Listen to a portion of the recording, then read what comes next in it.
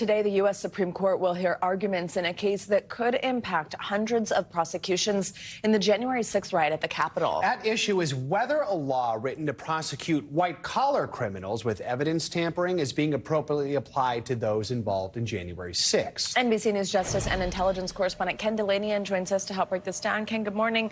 So help us understand how a law enacted, actually this came after the collapse of Enron. It's being used to prosecute the people who stormed the Capitol on January 6th. Walk us through that.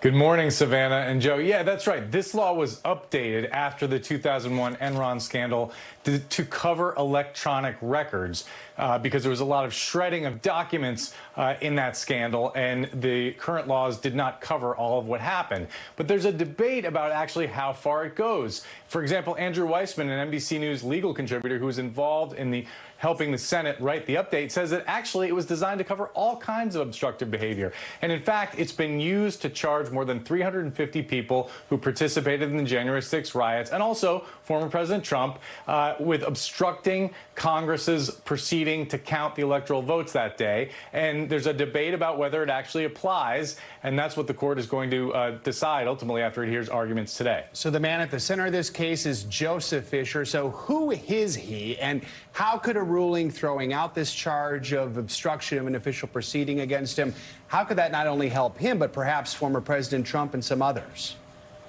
There you go. Well, Joseph Fisher was, at the time he participated in the January 6th riots, a police officer in Pennsylvania, and he was charged with obstructing an official proceeding. The case against him is on hold while this proceeds through the appellate courts and the Supreme Court. But as I said, more than 350 other January 6th defendants have been charged, some convicted, some imprisoned on this charge. And it could impact all of their cases if this particular provision is ruled unconstitutional. And of course, this is one of the charges, one of several, levied against former President Trump in that Jack Smith special counsel indictment accusing Mr. Trump of trying to steal the election. Now, it wouldn't throw out the entire prosecution of Mr. Trump if this law is ruled unconstitutional, but it would significantly impact it. So a lot of eyes on these arguments this morning.